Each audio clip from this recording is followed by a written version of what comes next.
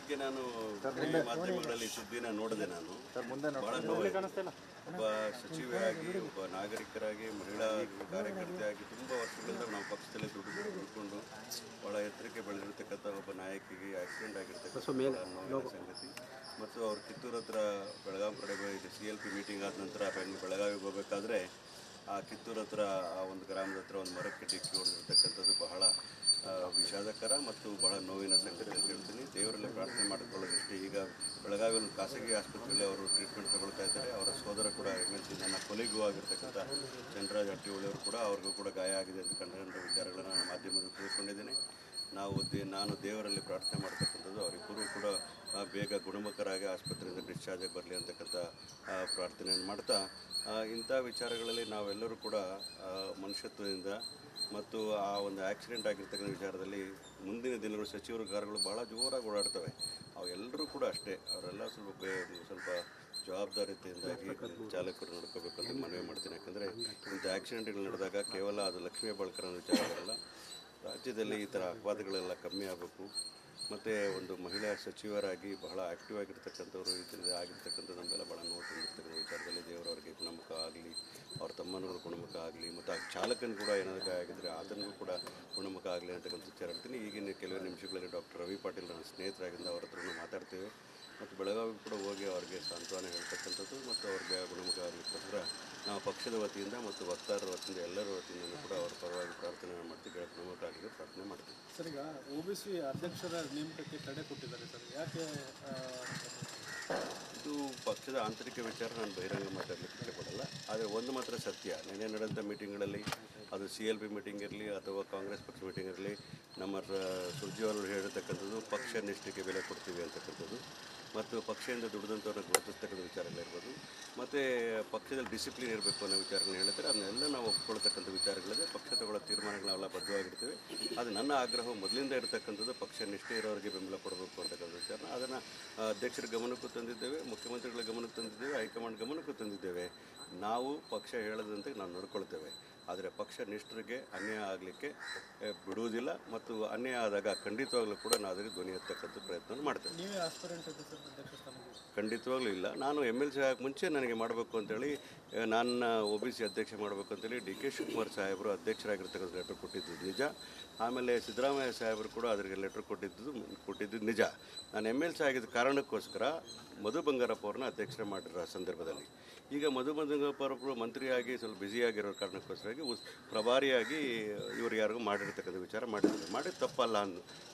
ನಾನು ಅದನ್ನು ಪ್ರಶ್ನೆ ಮಾಡೋದು ಅಲ್ಲಿ DT ಶ್ರೀನಿವಾಸನ ವಿಚಾರ ಬರೋದೇ ಇಲ್ಲ. ಅಲ್ಲಿ ಈಗ OBC ಅಧ್ಯಕ್ಷರಾಗ್ತಕ್ಕಂಥದ್ದು ಯಾದವ ಸಮುದಾಯ, ಕುರುಬ ಸಮುದಾಯ, ಮಡಿವಾಳ ಸಮುದಾಯ ಇನ್ನೊಂತಕ್ಕಂಥ ವಿಚಾರದಿಂದ ಅಲ್ಲ. ಎಲ್ಲ ಸಮುದಾಯಗಳನ್ನ ಹಿಂದುಳಿದ ವರ್ಗದನ್ನೆಲ್ಲ ಒಟ್ಟಿಗೆ ತಗೊಂಡು ಹೋಗ್ತಕ್ಕಂಥ ಪಕ್ಷ ನಿಷ್ಠೆ ಇರತಕ್ಕಂಥ ಪಕ್ಷದ ಸೈದ್ಧಾಂತಿಕ ನಿಲುವುಗಳ ಬದ್ಧತೆ ಇರತಕ್ಕಂಥವ್ರು ಮಾಡ್ತಾರೆ ಅನ್ನೋ ಆಶಯವಾಗಿ ನಾವು ಅವ್ರಿಗೆ ಅಧ್ಯಕ್ಷರಿಗೆ ಮತ್ತು ಮುಖ್ಯಮಂತ್ರಿಗಳಿಗೆ ಫ್ರೀ ಹ್ಯಾಂಡನ್ನು ಕೊಟ್ಟಿರ್ತಕ್ಕಂಥ ಅವ್ರು ಮಾಡೋದನ್ನ ಸ್ವಾಗತ ಮಾಡ್ತೇವೆ. ಎಲ್ಲೂ ಕೂಡ ಯಾರಿಗೂ ಕೂಡ ವಿರೋಧ ವ್ಯಕ್ತಪಡ್ತಕ್ಕಂಥ ಮಾತು ಇಲ್ಲವೇ ಇಲ್ಲ. ಅದು ಪಕ್ಷ ತಗೊಳ್ಳೋದ ತೀರ್ಮಾನಗಳಿಗೆ ನಾಗರಾಜ್ ಯಾದವ್ ಕೂಡ ಬದ್ಧವಾಗಿರ್ತೀವಿ. ಮೊದಲು ನಾನು ಆಕಾಂಕ್ಷಿ ಆಗಿದ್ದು ನಿಜ. MLC ಆದ ನಂತರ ನಾನು ಮುಖ್ಯ ವಕ್ತಾರನಾಗಿ ಪಕ್ಷದಲ್ಲಿ ಸೇವೆ ಮಾಡ್ತಾ ಇರಬೇಕಾದ್ರೆ ನನಗೆ ಕೊಡಬೇಕಂತ ಎಂದು ನಾನು ಕೇಳೋದು ಅಲ್ವೇ ಅಲ್ಲ. ಇದು ಸುಳ್ಳು ಮಾತು ಅಂತ ಹೇಳ್ತಾರೆ. ಒಂದು ವಾಟ್ಸಪ್ ಸಂದೇಶ ಕಳಿಸಿದ್ರಂತೆ ಸರ್, ಏನು ಸರ್ ಅದು? ಸಂದೇಶ ಕಳಿಸಿದಂತೆ ಅಂತ ಹೇಳಿದ್ರೆ ನಿಮ್ಗೆ ಹೇಳಿದವರು ಯಾರು? ದೂರಿನ ಪ್ರಶ್ನೆ ಬರೋದೇ ಇಲ್ಲ. ಇದು ಪಕ್ಷದ ಆಂತರಿಕ ವಿಚಾರಗಳು. ನಾವು ಖಂಡಿತವಾಗ್ಲೂ ಉಸ್ತುವಾರಿ ಸಚಿವರ ಉಸ್ತುವಾರಿ ಸೆಕ್ರೆಟರಿ ಹತ್ರ ಮಾತಾಡ್ತೀವಿ, ಹೈಕಮಾಂಡ್ ಹತ್ರ ಮಾತಾಡ್ತೀವಿ, AICC ಅಧ್ಯಕ್ಷ ಹತ್ರ ಮಾತಾಡ್ತೀವಿ. ಆದರೆ ಪಕ್ಷದ ಆಂತರಿಕ ವಿಚಾರಗಳು ಬಂದಾಗ ಪಕ್ಷ ನಿಷ್ಠೆಗೆ ಬೆಲೆ ಕೊಡ್ತಾರೆ. ಆಂತರಿಕ ವಿಚಾರಗಳನ್ನು ಆಂತರಿಕವಾಗಿ ತೀರ್ಮಾನ ಮಾಡ್ಕೊಳ್ಳೋದೇ ಹೊರತು BJPಯಿಂದ ಬಂದರೆ ಮಣೆ ಹಾಕ್ತಕ್ಕಂಥ ನಾಗರಾಜ್ ಯಾದವ್ ಎಂದು ಒಪ್ಪಲಿಕ್ಕೆ ಸಾಧ್ಯವೇ ಇಲ್ಲ. ಈಗ ತಡೆಯೊಡ್ಡಿರುವಂಥ ಆದೇಶದಲ್ಲಿ AICC ಅಧ್ಯಕ್ಷರಾದ ಮಲ್ಲಿಕಾರ್ಜುನ ಖರ್ಗೆ ಅವರ ಅನುಮೋದನೆ ಇಲ್ಲದೆ ನೇಮಕಾತಿ ನಡೆದಿದೆ ಅಂತ ಆದೇಶದಲ್ಲಿ ಇದೆ. AICC ಅಧ್ಯಕ್ಷರ ಗಮನಕ್ಕೆ ತರದೆ ಅಪಾಯಿಂಟ್ಮೆಂಟ್ಗಳಾಗತ್ತೆ? ಇಲ್ಲ, ಅದು ನೋಡಿ, KPCC ಅಧ್ಯಕ್ಷರು ಪಕ್ಷವನ್ನು ಬಹಳ ಸದೃಢವಾಗಿ ಕಟ್ಟು ಬಂದಿರತಕ್ಕಂಥ ಒಬ್ಬ ಧೀಮಂತ ನಾಯಕ DK ಶಿವಕುಮಾರ್ ಸಾಹೇಬರು. ಅವರು ಪಕ್ಷದ ಹಿತದೃಷ್ಟಿಯ ಕೆಲವು ತೀರ್ಮಾನಗಳನ್ನು ಮಾಡ್ತಾರೆ. ಅದು ಪ್ರೊಸೀಜರ್ ಲ್ಯಾಬ್ಸ್ ಇದ್ದರೆ ಅದನ್ನು ಅಧ್ಯಕ್ಷರದ್ದು ಸರಿ ಮಾಡ್ತಾರೆ. ಅದೇನು ಪ್ರಾಬ್ಲಮ್ ಏನಿಲ್ಲ. ಇಲ್ಲಿ ವೈಯಕ್ತಿಕವಾಗಿ ಯಾರನ್ನ ನಿಂದನೆ ಮಾಡೋದಾಗಲಿ, ಯಾರಿಗೂ ಟೀಕೆ ಮಾಡೋದಾಗಲಿ ನಾಗರಾಜ್ ಯಾದವ್ ಒಪ್ಪಲಿಕ್ಕೆ ಸಾಧ್ಯವೂ ಇಲ್ಲ. I was not an aspirant for that particular post ಅನ್ನೋ ಮಾತನ್ನು ಹೇಳ್ತಾ ಇದ್ದೀನಿ. ಬೆಳಗ್ಗೆ ನಾನು ಮಾಧ್ಯಮಗಳಲ್ಲಿ ಸುದ್ದಿನ ನೋಡಿದೆ. ನಾನು ಭಾಳ ಒಬ್ಬ ಸಚಿವೆಯಾಗಿ, ಒಬ್ಬ ನಾಗರಿಕರಾಗಿ, ಮಹಿಳಾ ಕಾರ್ಯಕರ್ತೆಯಾಗಿ ತುಂಬ ವರ್ಷಗಳಿಂದ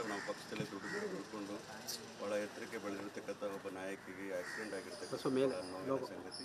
ಮತ್ತು ಅವ್ರು ಕಿತ್ತೂರು ಹತ್ರ ಬೆಳಗಾವಿ ಕಡೆ ಇದು CLP ಮೀಟಿಂಗ್ ಆದ ನಂತರ ಬೆಳಗಾವಿಗೆ ಹೋಗಬೇಕಾದ್ರೆ ಆ ಕಿತ್ತೂರು ಹತ್ರ ಆ ಒಂದು ಗ್ರಾಮದ ಹತ್ರ ಒಂದು ಮರಕ್ಕೆ ಡಿಕ್ಕಿ ಹೊಡೆದಿರ್ತಕ್ಕಂಥದ್ದು ಬಹಳ ವಿಷಾದಕರ ಮತ್ತು ಬಹಳ ನೋವಿನ ಸಂಗತಿ ಅಂತ ಹೇಳ್ತೀನಿ. ದೇವರಲ್ಲಿ ಪ್ರಾರ್ಥನೆ ಮಾಡಿಕೊಳ್ಳೋದಷ್ಟೇ. ಈಗ ಬೆಳಗಾವಿ ಒಂದು ಖಾಸಗಿ ಆಸ್ಪತ್ರೆಯಲ್ಲಿ ಅವರು ಟ್ರೀಟ್ಮೆಂಟ್ ತಗೊಳ್ತಾ ಇದ್ದಾರೆ. ಅವರ ಸೋದರ ಕೂಡ MLC ನನ್ನ ಕೊಲೆಗೂ ಆಗಿರ್ತಕ್ಕಂಥ ಚಂದ್ರರಾಜ್ ಹಟ್ಟಿಹೊಳಿ ಕೂಡ ಅವ್ರಿಗೂ ಕೂಡ ಗಾಯ ಆಗಿದೆ ಅಂತ ಕಂಡ ವಿಚಾರಗಳನ್ನು ನಾನು ಮಾಧ್ಯಮದಲ್ಲಿ ತಿಳ್ಕೊಂಡಿದ್ದೇನೆ.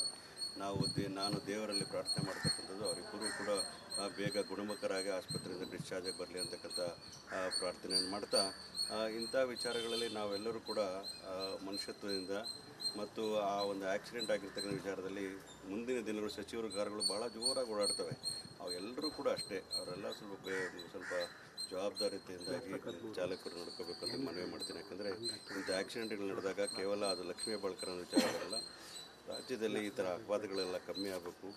ಮತ್ತು ಒಂದು ಮಹಿಳಾ ಸಚಿವರಾಗಿ ಬಹಳ ಆ್ಯಕ್ಟಿವ್ ಆಗಿರ್ತಕ್ಕಂಥವ್ರು ಇದರಿಂದ ಆಗಿರ್ತಕ್ಕಂಥ ನಮಗೆಲ್ಲ ಭಾಳ ನೋವು ತಂದಿರ್ತಕ್ಕಂಥ ವಿಚಾರದಲ್ಲಿ ದೇವರವರಿಗೆ ಗುಣಮುಖ ಆಗಲಿ, ಅವ್ರ ತಮ್ಮನವರು ಗುಣಮುಖ ಆಗಲಿ, ಮತ್ತು ಆ ಚಾಲಕನ ಕೂಡ ಏನಾದರೂ ಆಗಿದ್ದರೆ ಆತನಿಗೂ ಕೂಡ ಗುಣಮುಖ ಆಗಲಿ ಅಂತಕ್ಕಂಥ ವಿಚಾರ ಹೇಳ್ತೀನಿ. ಈಗಿನ ಕೆಲವು ನಿಮಿಷಗಳಲ್ಲಿ ಡಾಕ್ಟರ್ ರವಿ ಪಾಟೀಲ್ ನನ್ನ ಸ್ನೇಹಿತರಾಗಿಂದ ಅವ್ರ ಹತ್ರನೂ ಮಾತಾಡ್ತೇವೆ ಮತ್ತು ಬೆಳಗಾವಿ ಕೂಡ ಹೋಗಿ ಅವ್ರಿಗೆ ಸಾಂತ್ವನ ಹೇಳ್ತಕ್ಕಂಥದ್ದು ಮತ್ತು ಅವ್ರಿಗೆ ಗುಣಮುಖ ಆಗಲಿಕ್ಕೋಸ್ಕರ ನಾವು ಪಕ್ಷದ ವತಿಯಿಂದ ಮತ್ತು ವಕ್ತಾರರ ವತಿಯಿಂದ ಎಲ್ಲರ ವತಿಯಿಂದಲೂ ಕೂಡ ಅವ್ರ ಪರವಾಗಿ ಪ್ರಾರ್ಥನೆ ಮಾಡ್ತೀವಿ, ಗುಣಮುಖ ಆಗಲಿ ಪ್ರಾರ್ಥನೆ ಮಾಡ್ತೀವಿ. ಸರ್, ಈಗ OBC ಅಧ್ಯಕ್ಷರ ನೇಮಕಕ್ಕೆ ತಡೆ ಕೊಟ್ಟಿದ್ದಾರೆ ಸರ್, ಯಾಕೆ?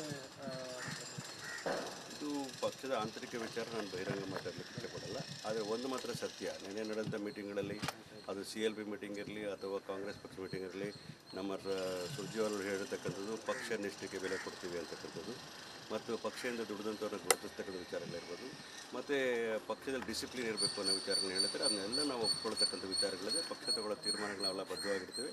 ಅದು ನನ್ನ ಆಗ್ರಹ ಮೊದಲಿಂದ ಇರತಕ್ಕಂಥದ್ದು, ಪಕ್ಷ ನಿಷ್ಠೆ ಇರೋರಿಗೆ ಬೆಂಬಲ ಕೊಡಬೇಕು ಅಂತಕ್ಕಂಥ ವಿಚಾರ. ಅದನ್ನು ಅಧ್ಯಕ್ಷರ ಗಮನಕ್ಕೂ ತಂದಿದ್ದೇವೆ, ಮುಖ್ಯಮಂತ್ರಿಗಳ ಗಮನಕ್ಕೆ ತಂದಿದ್ದೇವೆ, ಹೈಕಮಾಂಡ್ ಗಮನಕ್ಕೂ ತಂದಿದ್ದೇವೆ.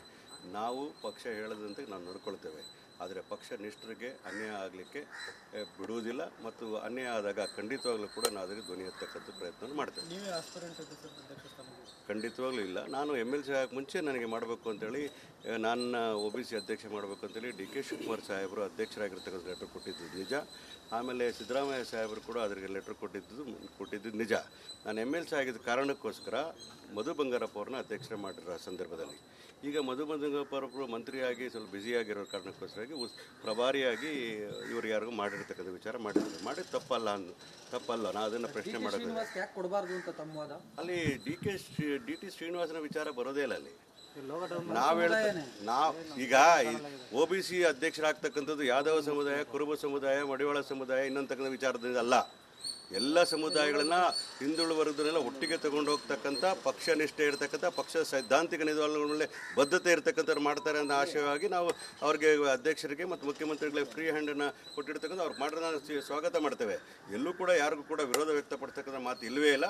ಅದು ಪಕ್ಷ ತಗೊಳ್ಳೋ ತೀರ್ಮಾನಗಳಿಗೆ ನಾಗರಾಜ್ ಯಾದವ್ ಕೂಡ ಬದ್ಧವಾಗಿರ್ತೀವಿ. ಮೊದಲು ನಾನು ಆಕಾಂಕ್ಷೆ ಆಗಿದ್ದು ನಿಜ.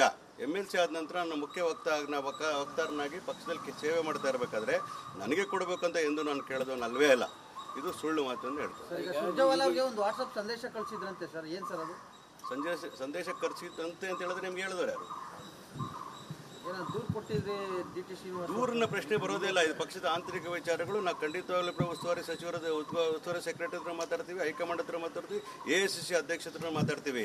ಆದರೆ ಪಕ್ಷದ ಆಂತರಿಕ ವಿಚಾರಗಳು ಬಂದಾಗ ಪಕ್ಷ ನಿಷ್ಠೆಗೆ ಬೆಲೆ ಕೊಡ್ತಾರೆ. ಆಂತರಿಕ ವಿಚಾರಗಳನ್ನ ಆಂತರಿಕವಾಗೇ ತೀರ್ಮಾನ ಮಾಡ್ಕೊಳ್ಳೋದೇ ಹೊರತು BJPಯಿಂದ ಬಂದ ಮಣೆ ಹಾಕ್ತಕ್ಕಂಥ ನಾಗರಾಜ್ ಯಾದವ್ ಎಂದು ಒಪ್ಪಲಿಕ್ಕೆ ಸಾಧ್ಯವೇ ಇಲ್ಲ. ಈಗ ತಡೆಯೊಡ್ಡಿರುವಂಥ ಆದೇಶದಲ್ಲಿ AICC ಅಧ್ಯಕ್ಷರಾದ ಮಲ್ಲಿಕಾರ್ಜುನ ಖರ್ಗೆ ಅವರ ಅನುಮೋದನೆ ಇಲ್ಲದೆ ನೇಮಕಾತಿ ನಡೆದಿದೆ ಅಂತ ಆದೇಶದಲ್ಲಿ ಇದೆ. AICC ಅಧ್ಯಕ್ಷರು ಗಮನಕ್ಕೆ ತರದೆ ಅಪಾಯಿಂಟ್ಮೆಂಟ್ಗಳಾಗತ್ತೆ? ಇಲ್ಲ. ಅದು ನೋಡಿ, KPCC ಅಧ್ಯಕ್ಷರು ಪಕ್ಷವನ್ನು ಬಹಳ ಸದೃಢವಾಗಿ ಕಟ್ಟು ಬಂದಿರತಕ್ಕಂಥ ಒಬ್ಬ ಧೀಮಂತ ನಾಯಕ DK ಶಿವಕುಮಾರ್ ಸಾಹೇಬರು. ಅವರು ಪಕ್ಷದ ಹಿತದೃಷ್ಟಿಯ ಕೆಲವು ತೀರ್ಮಾನಗಳನ್ನು ಮಾಡ್ತಾರೆ. ಅದು ಪ್ರೊಸೀಜರ್ ಲ್ಯಾಬ್ಸ್ ಇದ್ದರೆ ಅದನ್ನು ಅಧ್ಯಕ್ಷರದ್ದು ಸರಿ ಮಾಡ್ತಾರೆ. ಅದೇನು ಪ್ರಾಬ್ಲಮ್ ಏನಿಲ್ಲ. ಇಲ್ಲಿ ವೈಯಕ್ತಿಕವಾಗಿ ಯಾರನ್ನ ನಿಂದನೆ ಮಾಡೋದಾಗಲಿ, ಯಾರಿಗೂ ಟೀಕೆ ಮಾಡೋದಾಗಲಿ ನಾಗರಾಜ್ ಯಾದವ್ ಒಪ್ಪಲಿಕ್ಕೆ ಸಾಧ್ಯನೂ ಇಲ್ಲ. I was not an aspirant for that particular post ಅನ್ನೋ ಮಾತನ್ನು ಹೇಳ್ತಾ